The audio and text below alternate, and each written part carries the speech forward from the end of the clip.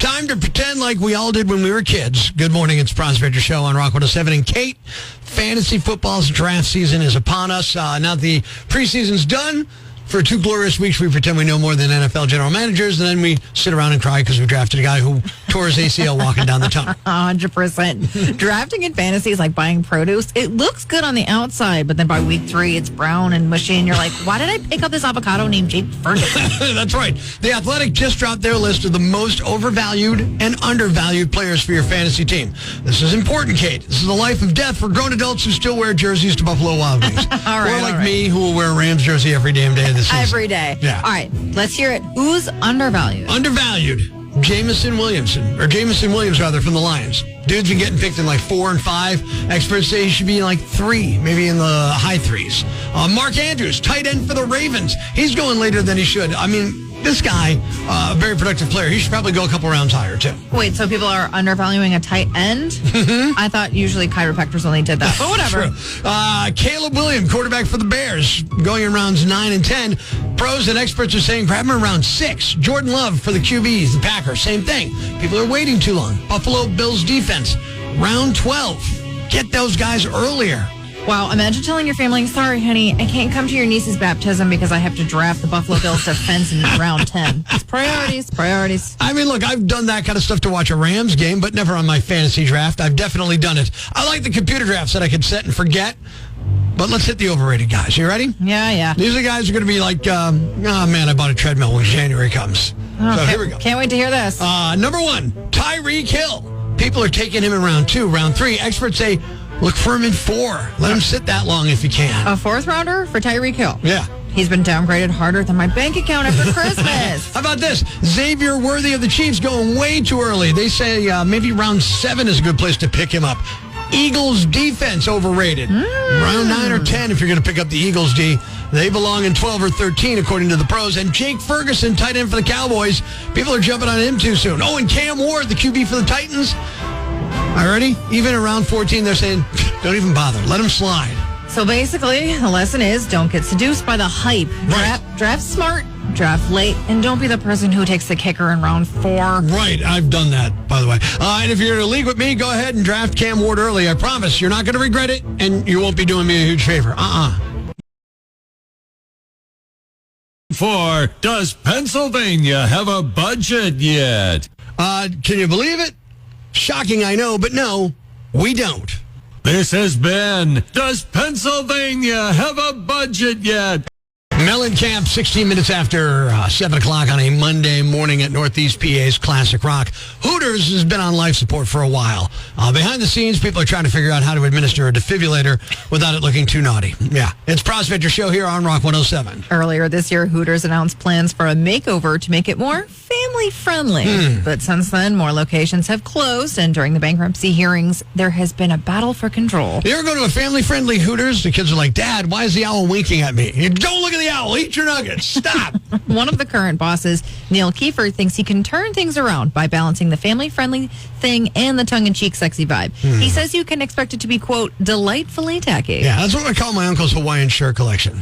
You know, that's the one I like. It's flamingos and palm trees. Is Hooters aiming for that vibe? Is that what they want now? I guess. Okay. Waitresses would still wear orange shorts, but not the bikini-style bottoms that some locations introduced a while back. He adds, I don't think you're going to see a bunch of butt cheeks hanging out. No butt cheeks? What's next? No wings? Look, I'm picturing Hooters with just like, here's your kale salad. Enjoy the family vibes there. Kiefer also wants to fix up locations that are run down, update the menu that has grown too long, and keep prices reasonable because times are tough right now for many Americans. Now, I've been in a Hooters 2 years ago. A couple of friends dragged me in, and it was pretty run down. It was down in Florida. And I walked in, the booth was like so sticky. I needed a crowbar to get my jeans off the seat, man. It's like, there's wing sauce here. Ugh. To comment on all of this, Mandy, our favorite Hooters waitress.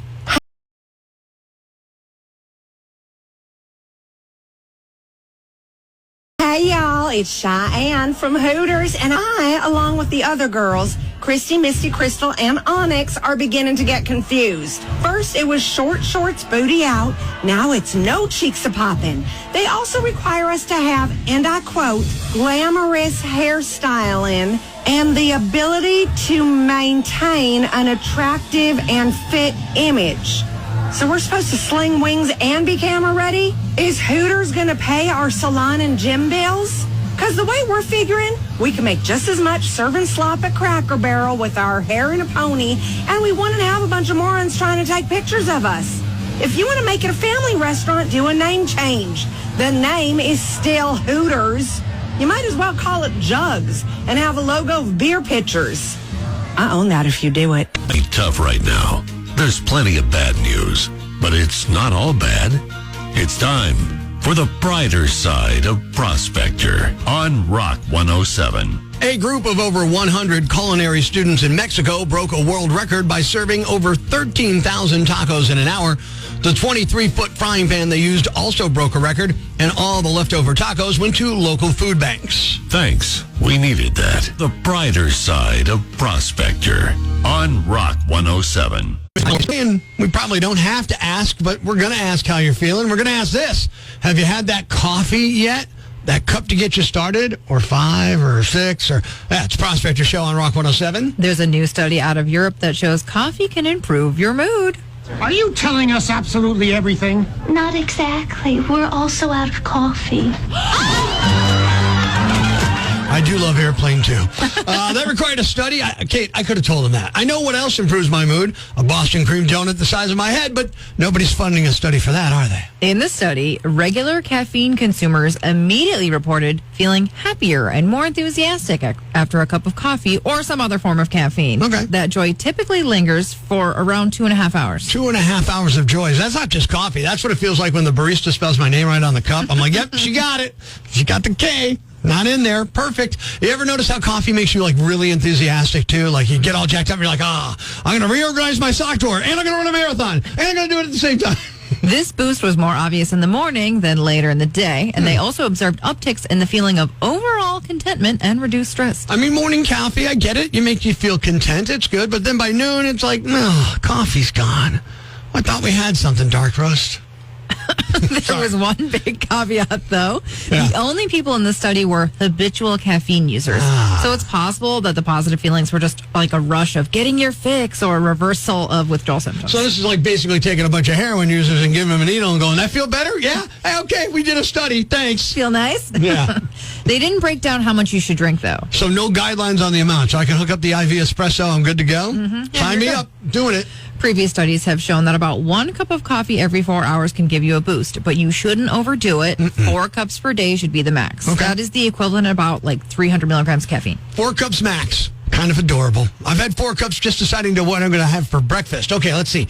Pancakes or heart palpitations? Tough call.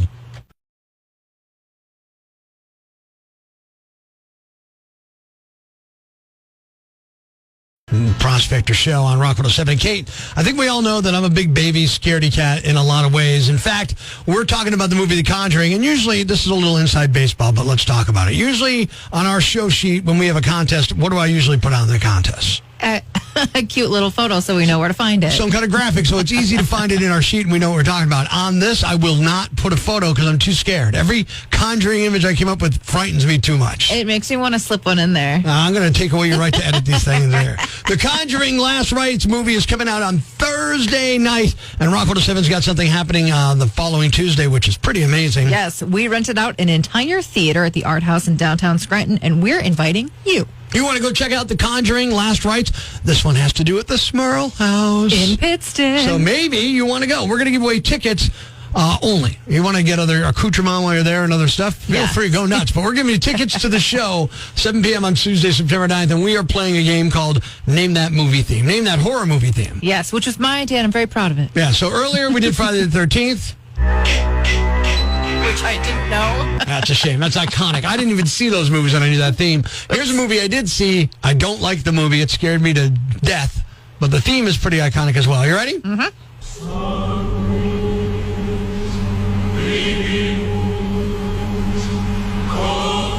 You know it yet? No. It's eerie. Yeah. But like the chanting might send you in the direction. Yeah, it's kind of nice. There it is. Do you know what this is? The phones are ringing, so someone knows. Yeah. Get on the rock lines right now. 1-888-ROCK-107, 1-888-7. I don't want to turn this off. I'm sick of this. It's reminding me of the movie, and it's scaring me too much. I'm going to be checking my scalp in just a little while. Get at us, 1-888-ROCK-107, 1-888-7625-107. uncontrollable. It's all of us versus the elements. PPL Electric Utilities. Partners in power. 25 minutes now after 8 o'clock, Northeast PA's Classic Rock. Good morning, I'm Prospector. Good morning, I'm Kate. I'm already scared, Kate. I know, I can see you shaking. Look, I don't like scary movies, but we have tickets to see The Conjuring. We have a whole theater September 9th. This is Conjuring, The Last Rites, about the Smurl House in Pittston. So we are going to give those tickets away. Yes, we are. You just need to know this. It's a private screening. Who wouldn't want to go? Yeah, me, because I don't like scary movies. But if you like them, this is definitely the way to see it at the Art House Theater in Scranton. Do you know what this movie theme is? I didn't know what it was. Ricky is on the rock lines. He says he knows it. Ricky, dude, you know this theme? Was it The Omen? Yes, it is! Awesome. Now, how old a person are you? I'm 51. All right, so you're old enough to have seen the original Omen when it came out then, right? Yep. Yeah, scary movie. I don't even like thinking about it, man. Oh, scary movies are great. Well, congrats for coming to see The Conjuring with us at the Art House in downtown Scranton. You're a winner from Rock 107. Awesome. Yeah, it's going to be a good time for people who like those movies. And we have plenty of theme songs to pick from all week to give these tickets away. Yeah, keep listening. We got more chances for you to win tomorrow morning on Rock 107.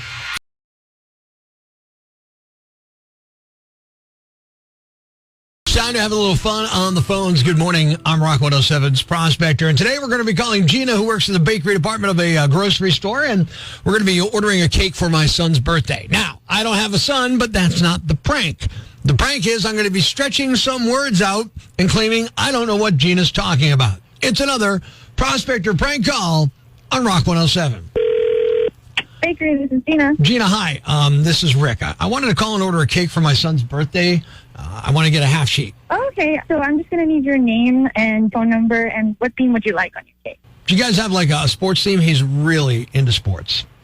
Yeah, we can do sports. It could be, do you want soccer or football? Yeah, you know what would be perfect?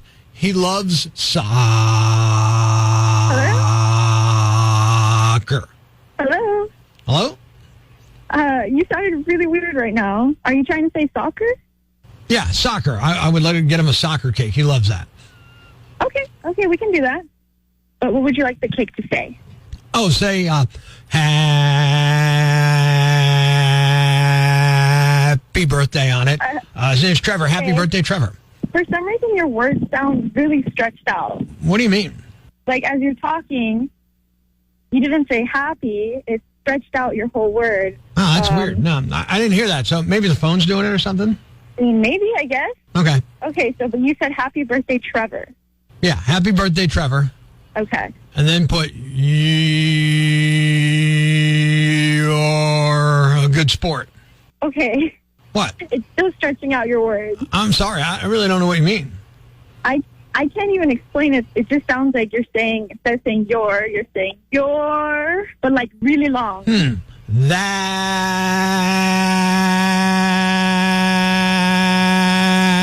That's weird. It did it again. You know, maybe it's my phone. Let me call you right back here. Hello, bakery. This is Gina. Hey, it's Rick. Is that better? Does that sound better? Hi. Yes, it sounds fine now. Okay. Did it not sound good before, or what was it? It's just your words sound really long. I don't know. I don't understand. That's so what's weird. going on. All right. Anyway, so the cake says, "Happy birthday, Trevor. You're a real good sport." Correct. Happy birthday, Trevor. You're a real good sport. Okay, and then at the bottom, can you put something? Can you put like something on You it? can put like a little plastic soccer ball. Oh yeah, that would be perfect. Yeah, go ahead. We'll do that. Okay, I don't know what's going on, but it just did it again. Did what again? The word stretching. All right, like what does it sound like when it's happening? Because I'm not. You said perfect. I just said all I said was that sounds perfect, and you're saying it's like stretched out. Like it sounded like perfect. So weird. No, I don't know. I didn't hear anything on my end. All I heard is me just speaking it's normally. your phone because you hear me fine. So okay, I don't know what to do about it. Okay, now that was extremely long. It sounded like you were going in a tunnel. Okay, well, obviously the phone's doing something. So can I just finish the order and we'll just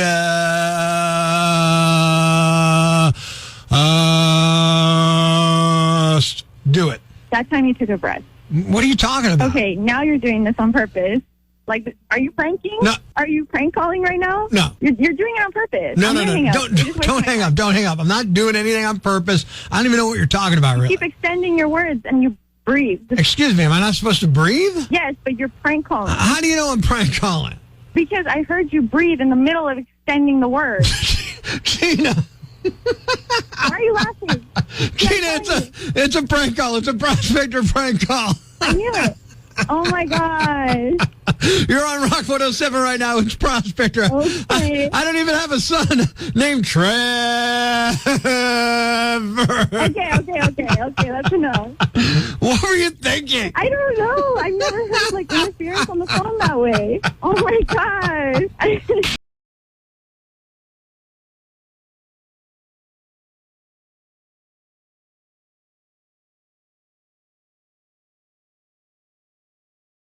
Ladies and gentlemen, grab the kids, call your neighbors, and gather around the radio. It's now time to announce the winner of Prospector's Jam Bag of the Day, as decided by you at rock107.com. We uncover the most baffling, ridiculous, pathetic, cockeyed, laughable, preposterous blunders in the world of misdeeds. Nominee number 1. Hey, Grandpa, it's time to fire up your classic old story about walking 5 miles to school, uphill both ways, barefoot, in the rain, sleet, and snow.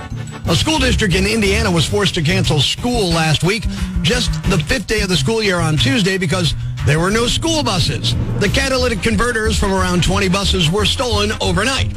Stolen catalytic converters are huge business, so thieves are really hitting the jackpot this time.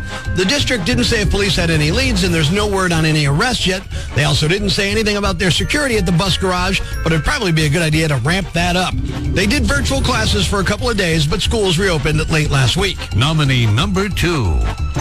A 44-year-old man found himself in hot water after 2 separate incidents. Authorities responded to a fire at a home, and while there, Ryan Bunting allegedly yelled threats, became aggressive, and exposed his buttocks to firefighters. 5 days later, police were called to the same address after Bunting refused to leave the property. During that arrest, he reportedly threatened to kill officers, tried to run them over with his bicycle, and physically assaulted them by biting, kicking, and spitting. Bunting now faces multiple charges related to both incidents, including assault and indecent exposure. And the winner is the man who mooned firefighters when they responded to his house. You're the Yam Bag of the Day, and we'll move on to Friday's Yam Bag of the Week competition. Keep it here for all the nominees for Prospector's Yam Bag of the Day, weekday mornings on Rock 107. Spotify, Stitcher Radio, or wherever you get your podcasts so you never miss Prospector's Prime Cuts.